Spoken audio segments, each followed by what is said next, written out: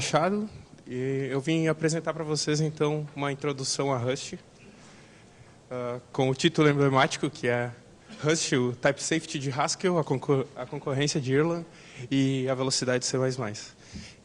Eu sou de modo algum um expert em Rust, mas a gente vem experimentando novas linguagens lá na Confácio, que é onde eu trabalho, e Rust é uma dessas linguagens que a gente está querendo adotar nos nossos microserviços, já fez alguns experimentos e está até então funcionando bem. Aqui tem meus links, então, GitHub, Twitter, meu blog e o link da Confácio também. Já fazendo a propaganda, a gente está contratando, se alguém estiver interessado, pode vir falar comigo depois. Então, Rust é uma linguagem de programação genérica, multiparadigma.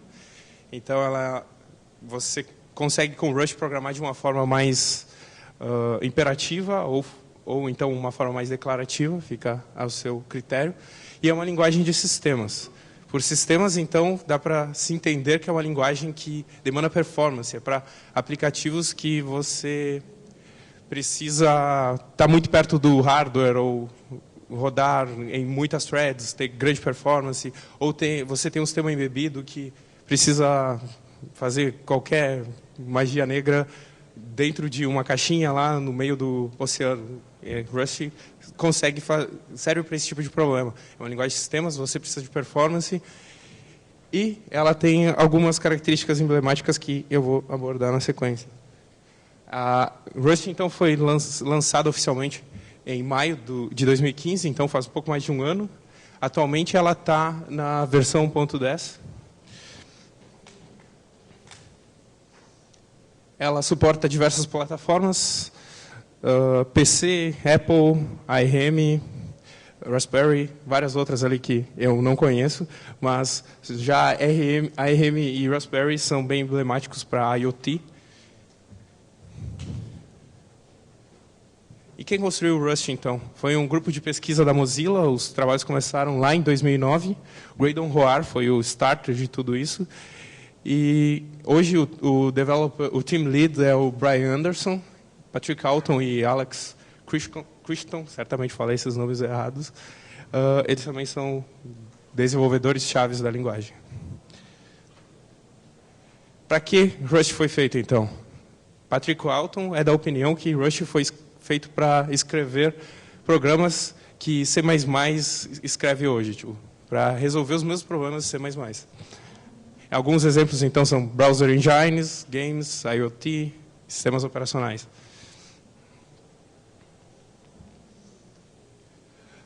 Quem usa Rust hoje? Hoje, o caso emblemático que até moveu a alavanca inicial de Rust foi o Servo, que é a browser engine, a nova versão da layout engine do Firefox. Ela já está em beta, acredito, tem alguns... Na verdade, acho que está em alpha. Tem uns Nightly builds já que já dá para conferir ela. Hoje, eles utilizam Gecko, lá na Mozilla, como render engine, e é escrito em C++. Também tem o Dropbox.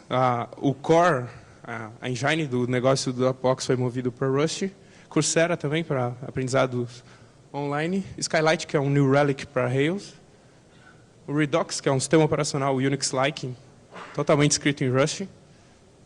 E tem um exemplo ali de um banco de dados distribuído também. Mas tem vários outros casos. E in the wild, Rust, foi feita uma pesquisa na comunidade de Rust. E quem respondeu, claro, eram pessoas interessadas em Rust. E dessas pessoas, então, 16% delas já estão usando Rust no trabalho, de alguma forma ou de outra. Tem ali uma margem pequena em azul que deve dar uns 4% de pessoas que usam full-time Rust no trabalho.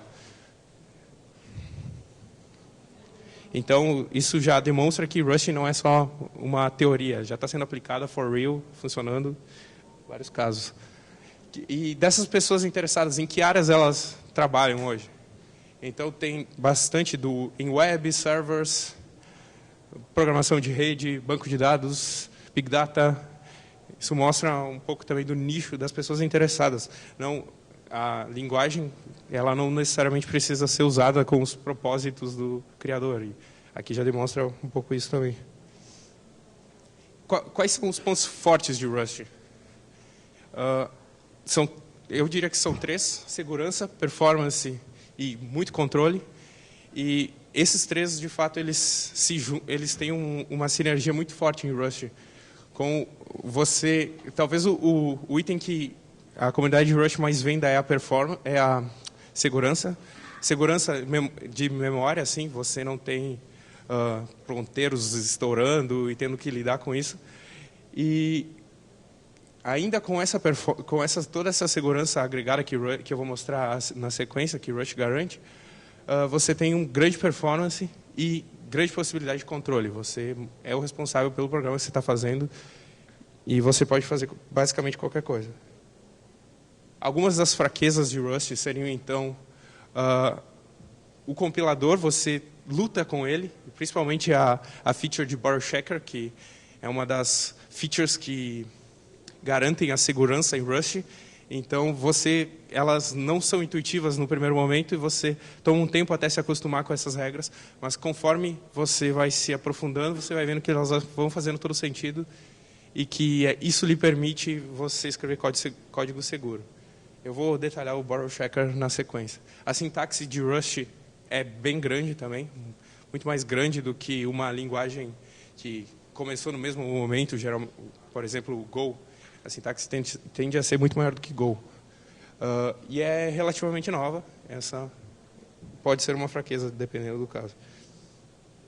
Rust contra o mundo. Não necessariamente contra, mas em comparação com Go. Go, ela tem uma compilação mais rápida. Ela é mais simples, como eu já falei. Ela tem fundamentos imperativos. Tudo é construído de uma forma imperativa em Go, na verdade. E ela é mais alto nível, assim. Ela tem garbage collection. E se compara um pouco mais com Haskell, OCaml, C# e F# do que com Rust. Já Rust, então, a compilação tende a ser mais lenta. Compilar o servo na minha máquina, que é um i5 de 2 cores físicos, levou aproximadamente 1h30. Tem uma longa lista de features, não necessariamente 1h30, é um valor ruim, mas quando você tem um layout engine, como é no caso do Firefox, isso pode ser um problema. Tem uns fundamentos mais funcionais do que, pelo menos em comparação a Go, e é mais baixo nível, assim, se compara um pouco mais com C++, C e D. Aqui tem um comparativo de performance do servo, então. Servo versus Gecko. Ali em cima tem o Gecko, o servo em uma thread no meio e o servo em 4 threads. E aqui tem um comparativo de performance também por esse site da Bench Games, da Benchmark Games. Eles fazem comparativos de algoritmos e esse exemplo, no caso, são dada todos os algoritmos que eles têm, cada um desses é qual o melhor algoritmo, qual a performance do algoritmo que melhor se comporta em cada linguagem. Então, esse é o comparativo ali, Rust está em amarelinho. O compiler de Rust é escrito em Rust, ele foi reescrito no caso. Ele usa a LLVM, então já tem um conjunto de plataformas já pré-concebidas e todas as melhorias são feitas no LLVM e já vem por garantia para Rust também. Tem um projeto rolando na comunidade de Rust agora, que é esse Mirror aqui, que é para tornar a compilação de Rust mais performática. No caso, esse Mirror vai possibilitar você compilar incrementalmente em Rust. Se você modificou um arquivo, ele vai compilar só o que você modificou. Então, você ganha um tempo infinito ali de compilação. E todas as construções de Rust também elas tendem a adotar a postura de Zero Cost Abstractions. Tudo que pode ser garantido em tempo de compilação será garantido em tempo de compilação. E você não vai, então, precisar de um runtime pesado para garantir que a linguagem funciona. Então, vamos à sintaxe agora. Então, essa é uma função Fibonacci simples em Rust. fn define uma função, então, e recebe uma variável n, que é um signed int de 64 bits, e também retorna um signed int de 64 bits.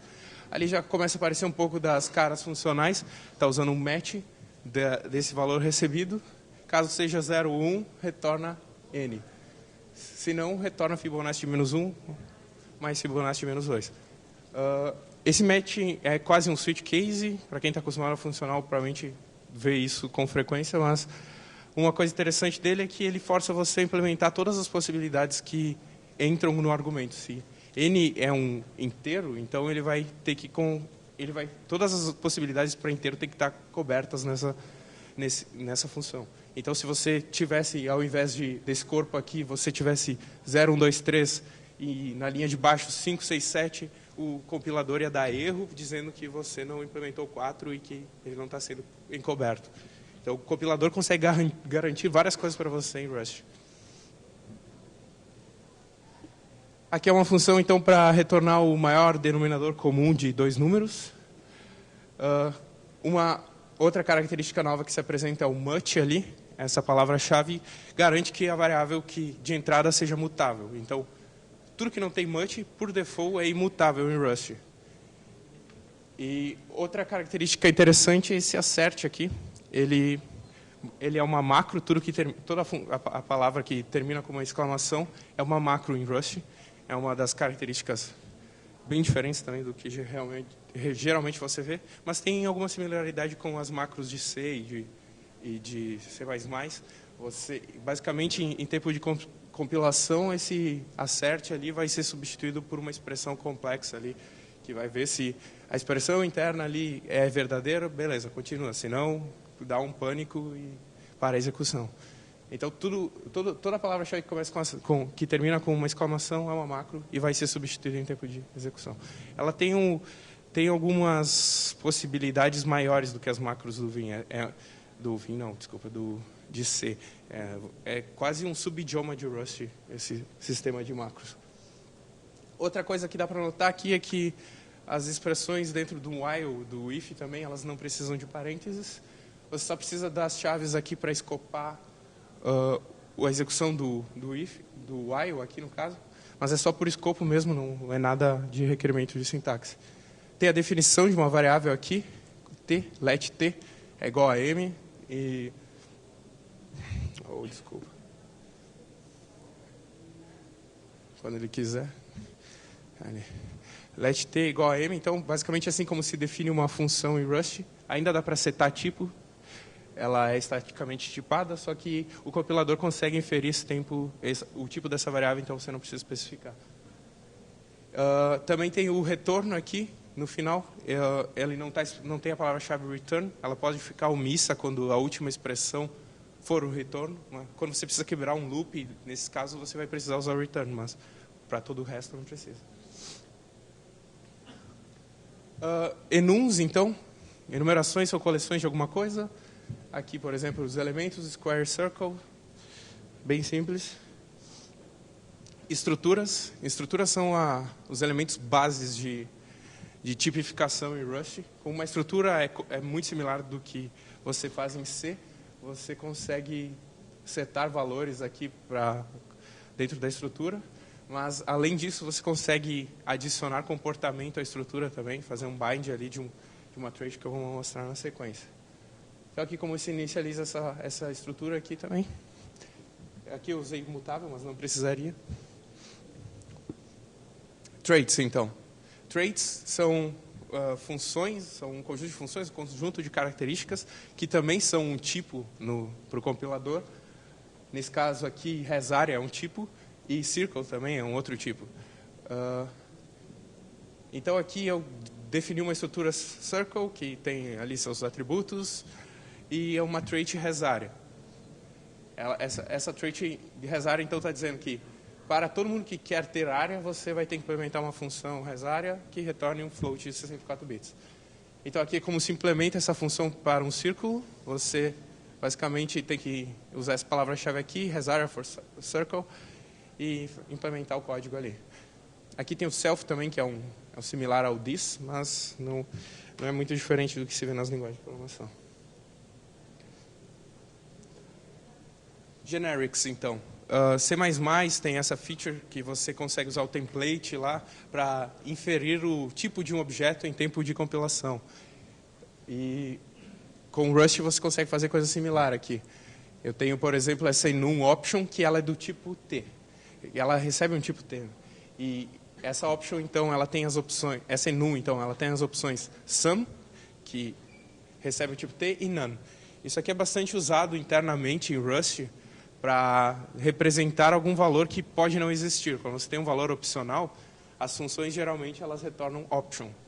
E daí você pode pegar, testar se o tipo é sum e pegar o valor, ou então usar o none. Aqui um exemplo bem similar, então, é o result, que recebe dois tipos genéricos também, T e E. OK e erro, a descrição do erro e a descrição o tipo do erro e o tipo do OK. Aqui é uma abstração um pouco mais alto nível de option. Basicamente, isso aqui é usado quando você tem algum resultado que pode falhar e no error vai retornar a mensagem que falhou, ou alguma informação extra do motivo do erro. Aqui é como você usa isso no código Rust, então. Estou inicializando um option que vai receber um float 64 e daí eu passo um sum que está usando o tipo. Option, que é um unsigned int de 8 bits, que é um none, também é um tipo válido. Ou então result aqui, todos os tipos válidos. Então, eu não preciso escrever um menu para os inteiros de 8 bits, um menu para os inteiros de 16 bits. Infinitamente assim. Eu posso escrever com generics aqui, usar as palavras-chave, os tipos vão ser inferidos para mim pelo compilador. E como eu uso isso em funções, então? Aqui tem uma função min, que ela vai receber um A e um B, e A e B são genéricos. E elas retornam o mesmo valor que elas receberem. Aqui tem um diferencial, que é esse ORD aqui, que o que está sendo dito ali é que o tipo que eu vou receber, ele tem que implementar trait ORD. Então, tendo a trait ORD, ela é um elemento nativo de Rust, que ela permite esse tipo de comparação. Então, você tem certeza que isso aqui está seguro, porque se tem ORD, isso aqui vai funcionar.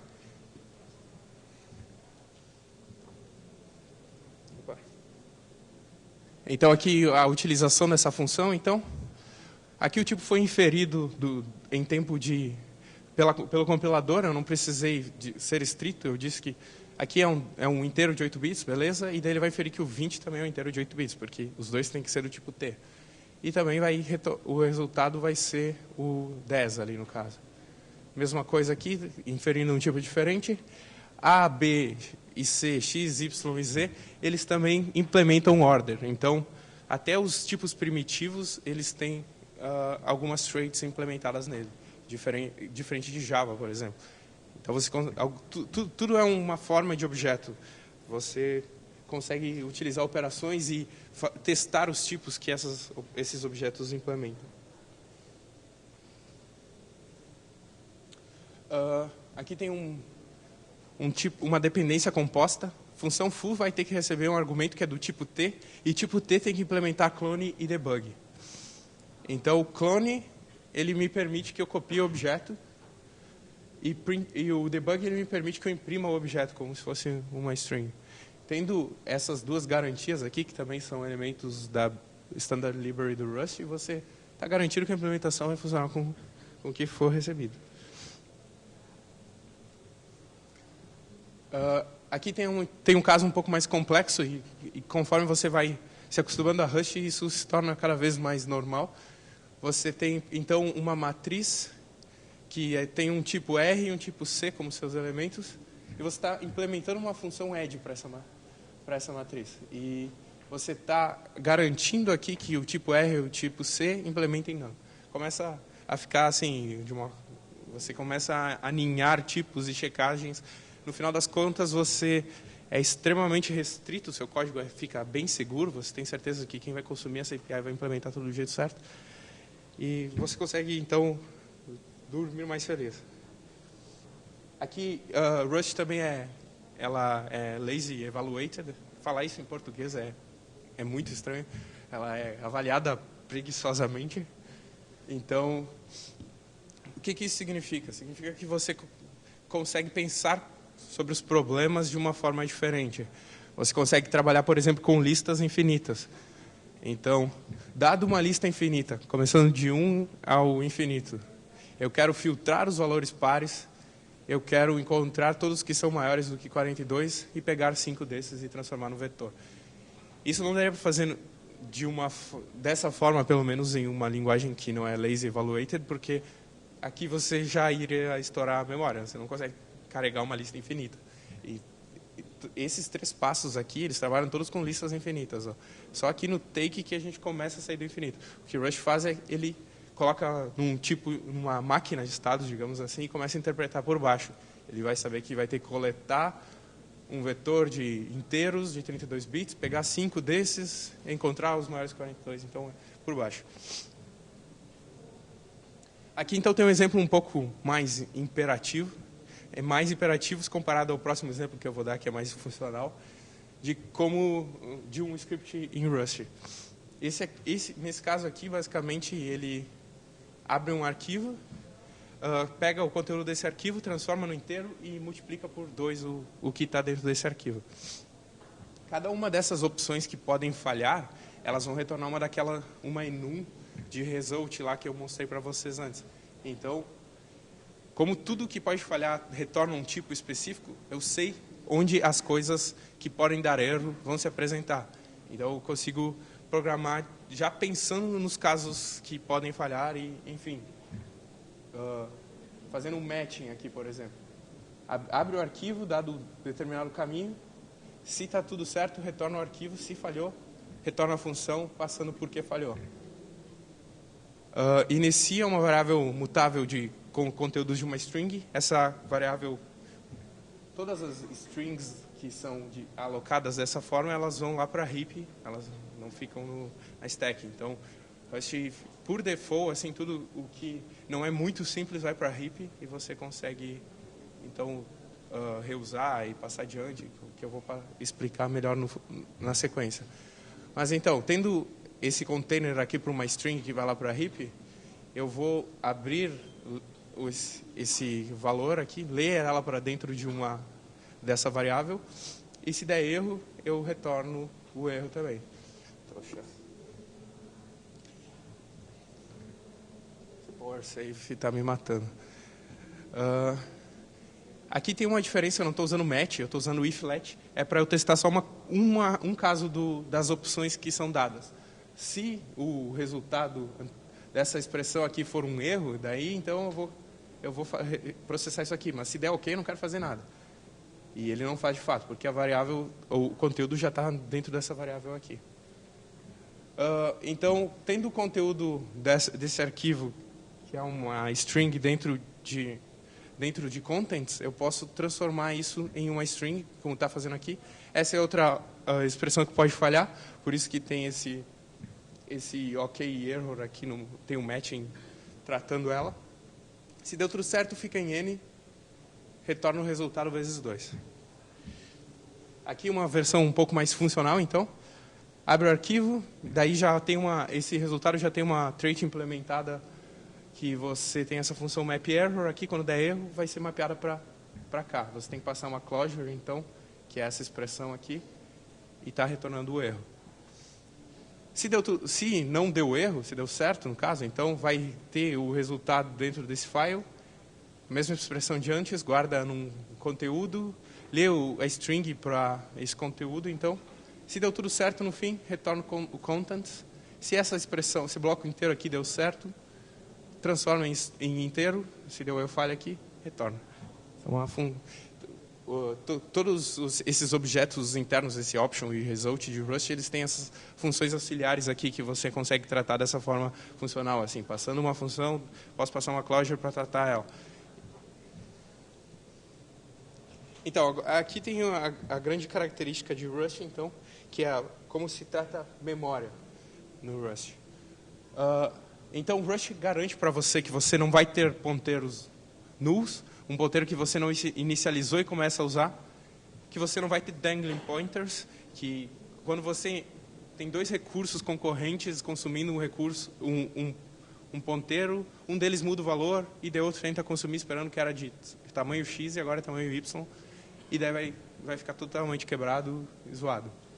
Buffer overruns também, quando você tenta acessar espaço de memória maior do que o seu ponteiro permite. Então, Rust garante todas essas coisas. E uma parte da resolução desses problemas é que Rust não tem garbage collector. E por não ter garbage collector, ela consegue, ela tem que fazer várias otimizações através do compilador. E por que é ruim ter garbage collector? Porque ele não é determinístico, você não sabe quando as coisas saem de escopo, você não consegue destruir as coisas da memória, a não ser, em algumas linguagens até dá, mas você tem que ser explícito e muitas coisas você não quer fazer e você não vai saber quando elas vão sair de escopo. Garbage collector também implica em runtime checking, seja reference counting ou qualquer outra forma de garbage collector, vai ter algum custo de runtime, você não tem controle.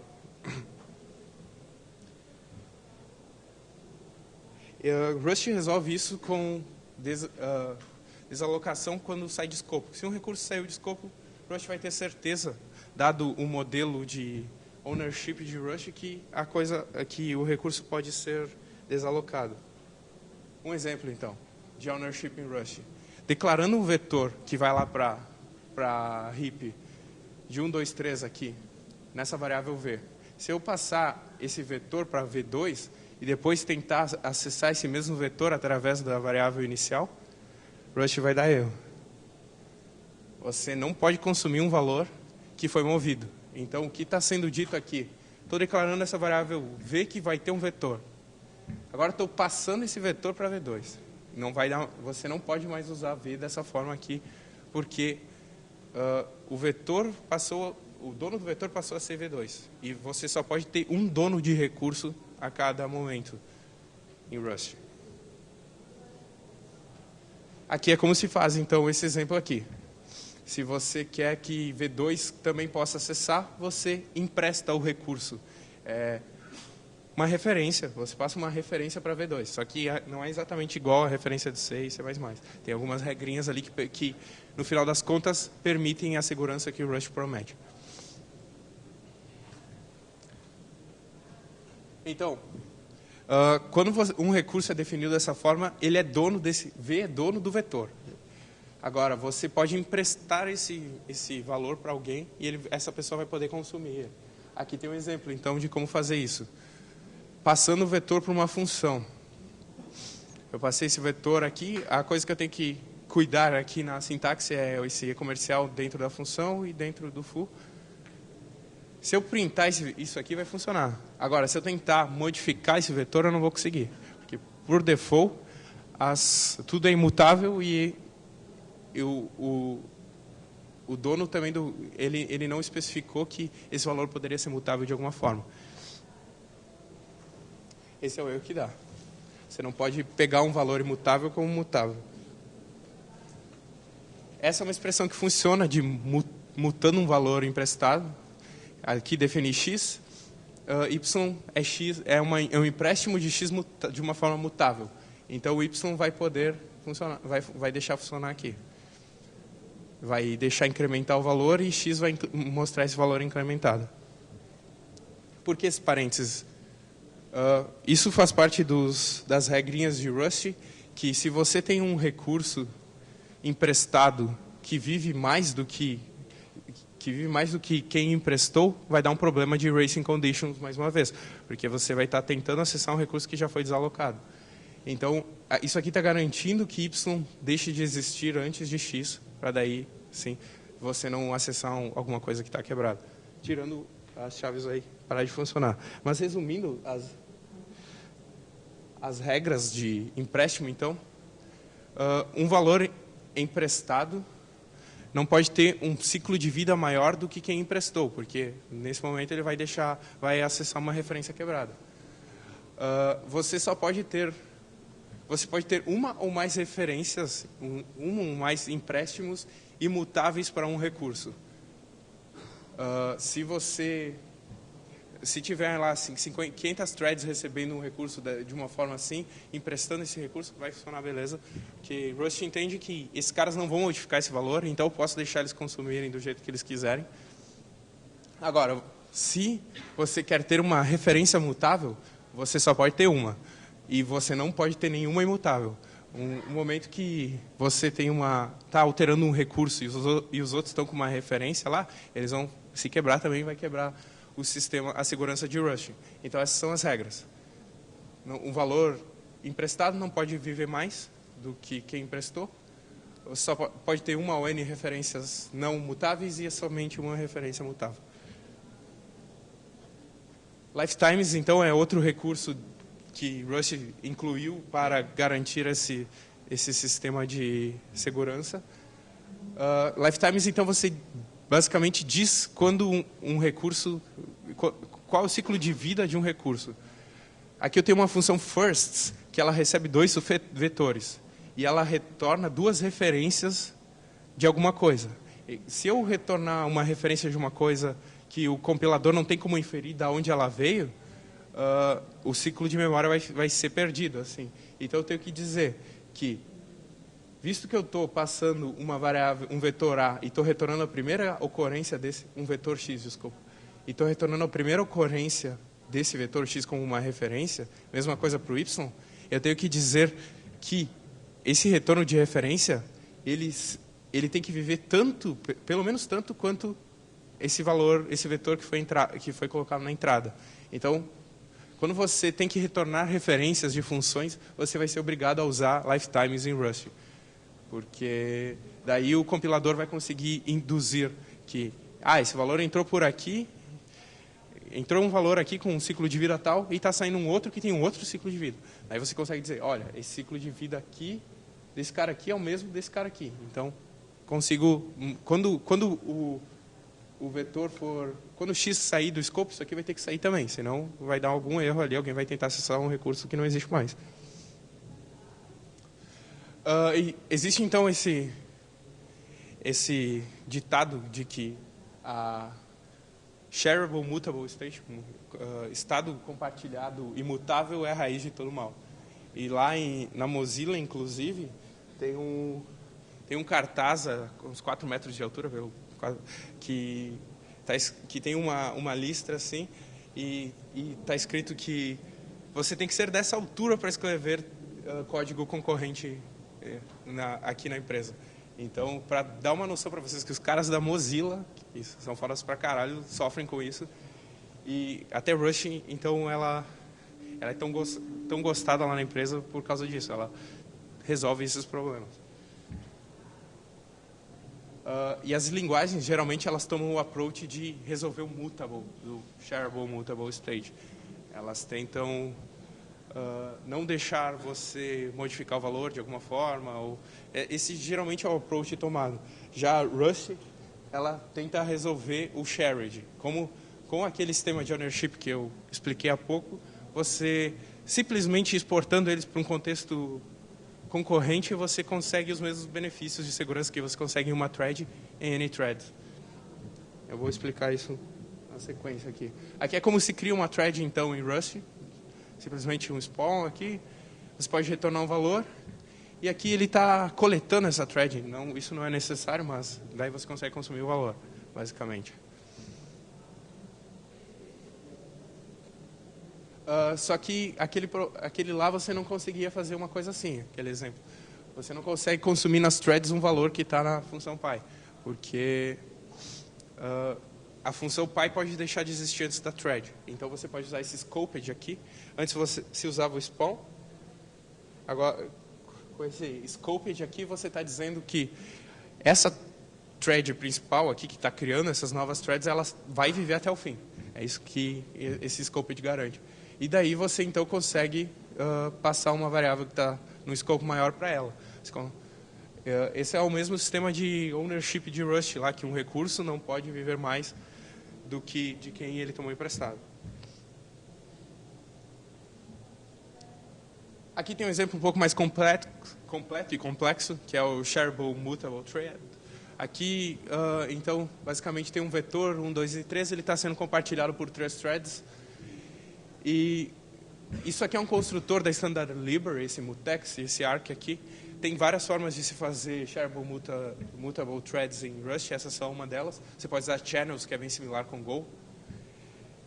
Mas então, está se criando esse vetor e está se encapsulando ele dentro de um mutex, que basicamente tem um sistema de locking que vai permitir você alterar o conteúdo e bloquear esse conteúdo enquanto ele está sendo alterado e depois desbloquear de volta.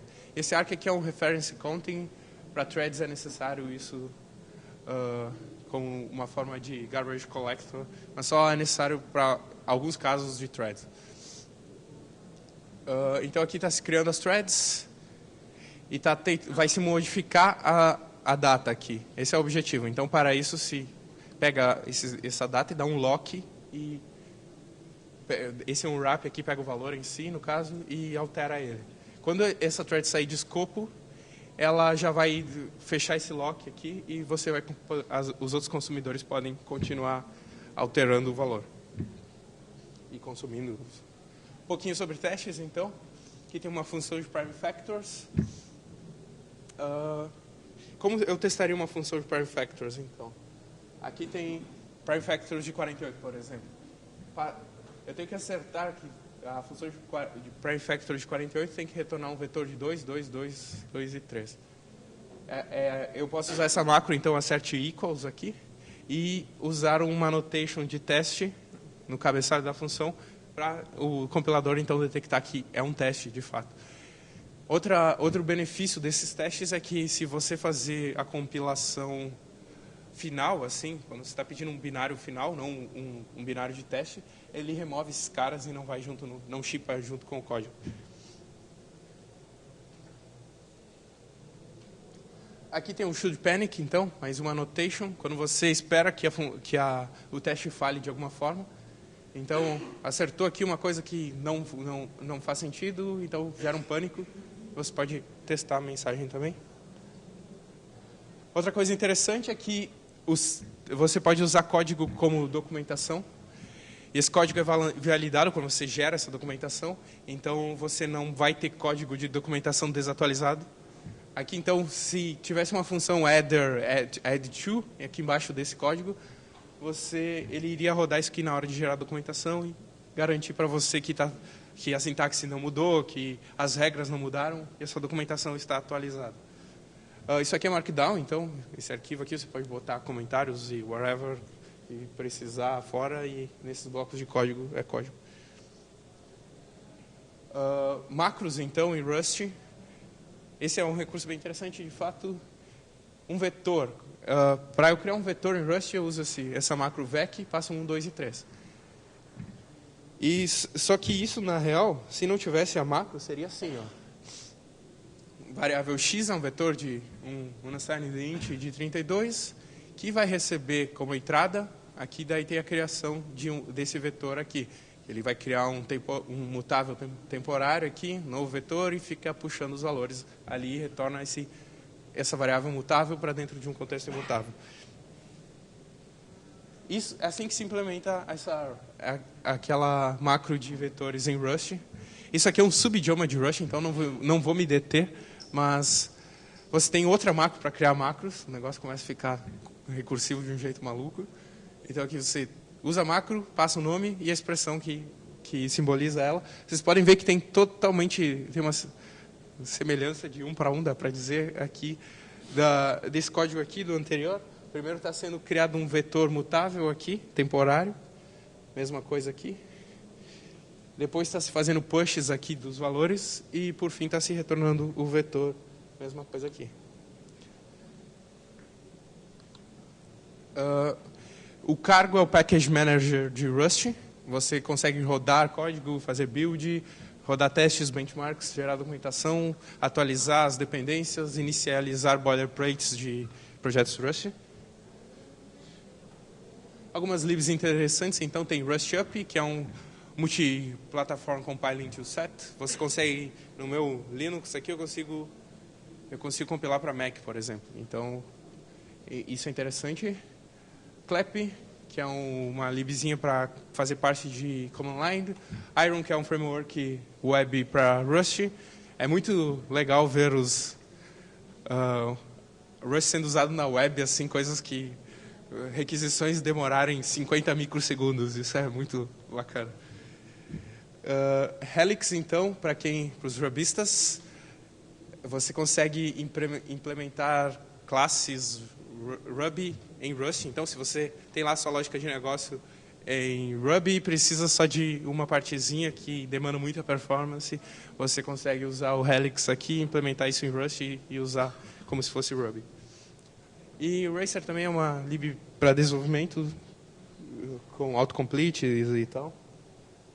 Além disso que eu passei para vocês, então, tem o Module System, que permite colocar os arquivos nos lugares certos, usar um esquema de namespaces. FFI, que é o Foreign Functions Interfaces, dá para programar em C e dentro de Rust. Unsafe, assim como as variáveis são tudo imutáveis por padrão em Rust, tudo é safe por padrão em Rust, a não ser que se diga o contrário. Então você pode usar essa palavra-chave aqui, unsafe, e fazer um código lá com ponteiros selvagens e alguma coisa que, sei lá, por algum motivo você precisa que seja feita dessa forma. E todo o resto da biblioteca pode continuar sendo em Rust. E muito mais além disso, até esse unsafe é bastante usado dentro do compilador de Rust, assim, são alguns blocos pequenininhos assim que eles precisam seja tratado de uma forma especial, eles usam o unsafe, só que quando o escopo do unsafe é pequeno, você consegue até garantir ele. O problema é quando você tem um sistema inteiro que é unsafe, daí se torna inviável. Alguns recursos legais, então. O blog de Rust, Rust by Example, Rustbook, esse aqui é bem interessante, eu usei ele bastante para estudar. Uma newsletter de Rust e escrevendo um OS em Rust também, bem bacana. Essas são as minhas referências e obrigado.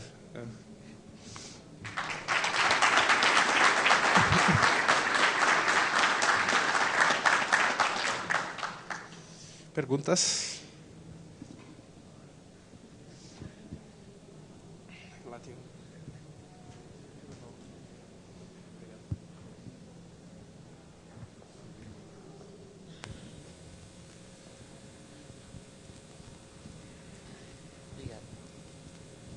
A minha pergunta é que eu queria que tu tivesse respondido durante a tua palestra, que não respondeu, que eu queria saber. Eu já pesquisei bastante sobre Rust, nunca programei, mas já estudei, já dei uma lida, e até hoje eu não achei assim uma grande utilidade para ela.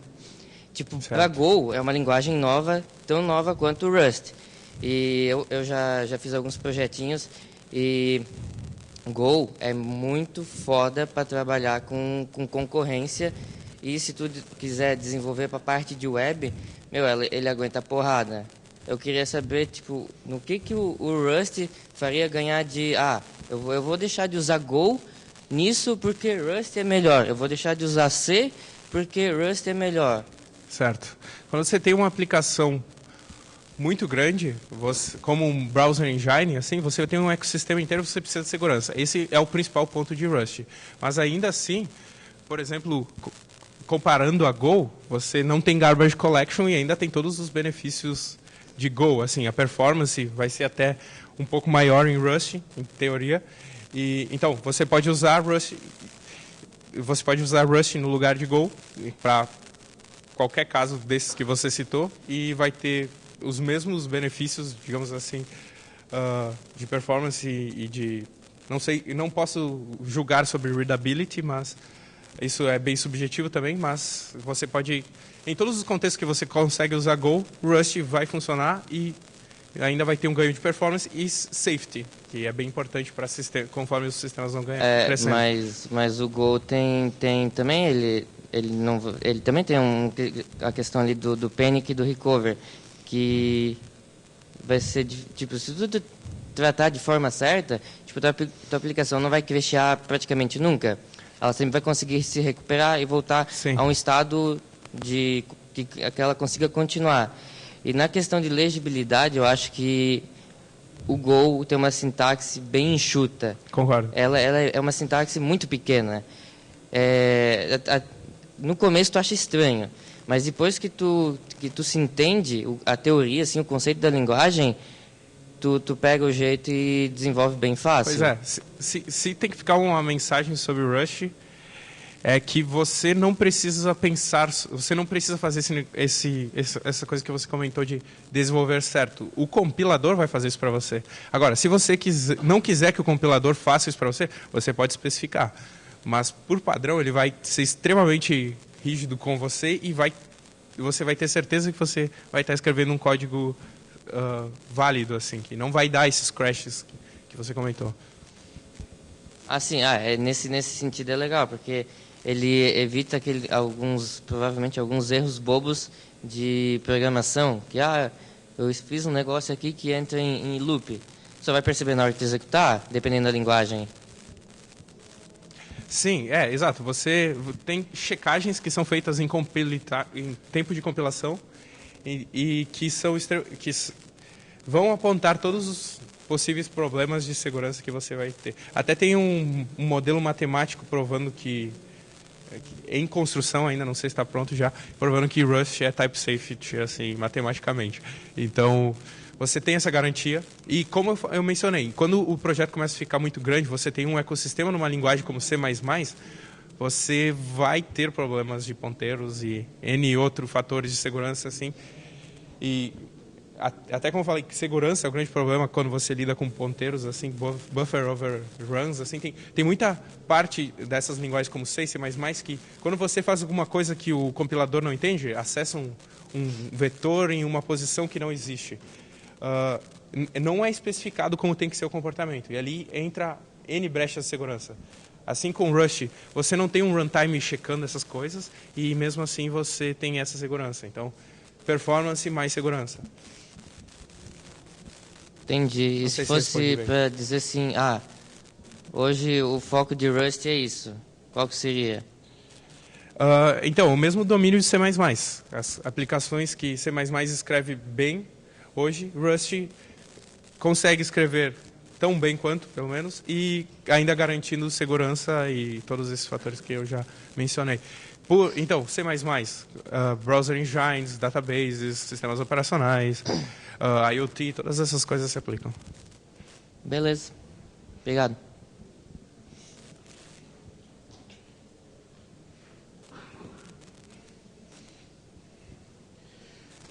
Eu tenho uma pergunta sobre a sintaxe, a estabilidade dela, porque a primeira vez que eu vi Rust, ele era muito experimental.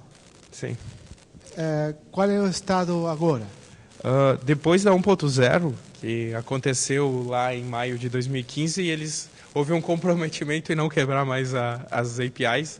Então, a gente já está na 1.10 e aquela mesma pesquisa que eu apontei, ela mencionava que tinha lá uma pergunta que quantos de vocês, desenvolvedores Rust, já sofreram com quebra de sintaxe depois da Major? E a parcela era minúscula, assim.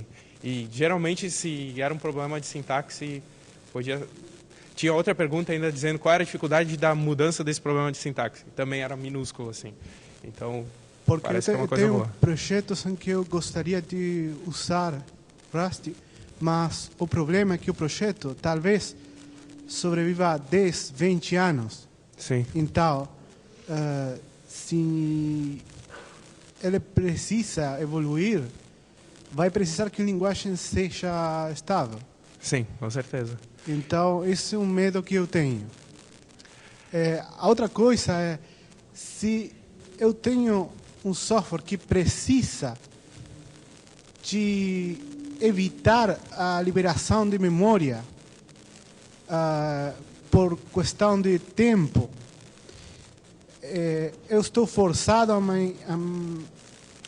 a fazer algum hack ou eu posso dizer ao compilador, você libera a memória neste caso? Você pode, até onde eu sei, você pode fazer, por exemplo, um valor viver para sempre usando a palavra-chave static. Ele vai viver durante todo o tempo de execução. Então, dessa forma, você consegue que a memória não seja desalocada nunca, e você pode trabalhar com os escopos também. Eu não conheço uma forma literal de remover da memória, a não ser o próprio sistema de ownership até então, mas pode ser que exista. Porque o meu interesse é que ache algumas áreas onde o tempo de alocar e desalocar a memória é muito custoso. Sim. Então, seria mais interessante controlar o comportamento. E a outra pergunta que eu tenho, eu posso reemplazar essas partes da linguagem? Você pode sem modificar, porque no caso de C, eu posso me definir uma biblioteca para o meu projeto e usar isso em reemplaço sem muita necessidade de adaptar o código. Sim. Neste caso, eu poderia reemplaçar o manejo de memória da linguagem? Você pode, de fato, tem a palavra-chave unsafe lá, que como eu comentei que o compilador baixa suas guardas, você pode escrever código com ponteiros como você usaria em C, por exemplo. Mas eu falo, eu posso definir um jeito de manejar a memória para a linguagem, para uma área particular do meu programa e deixar o resto, posso reemplaçar o comportamento da linguagem?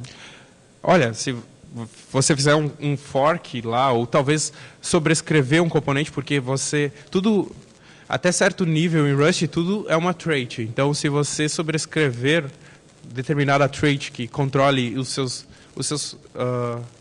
o comportamento da memória, possivelmente sim.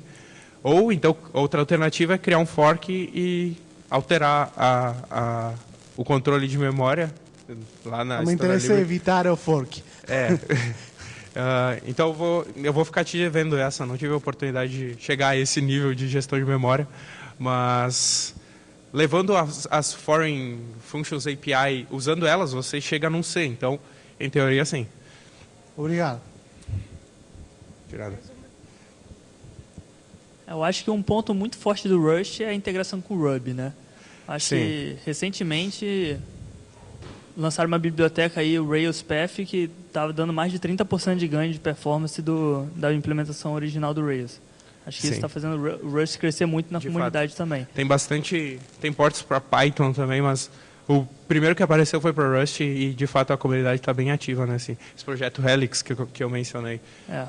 Mas a minha pergunta, na verdade, existe alguma framework de concorrência para Rust hoje ou só tipo o OTP do Erlang, né? Que você citou que ele tem a concorrência aí do Erlang. Existe hoje essa framework ou não? Você tem algumas ferramentas já na Standard Library. Essa que eu mencionei é só um exemplo, mas você pode trabalhar com channels que nem exatamente igual do de Go, como o Go trabalha com concorrência. Especificamente como Erlang, eu não sei te dizer, mas sim, existem bibliotecas de concorrência. Elas são feitas a nível da Standard Library, então você consegue escrever outras e, enfim, fazer isso no user space. Obrigado.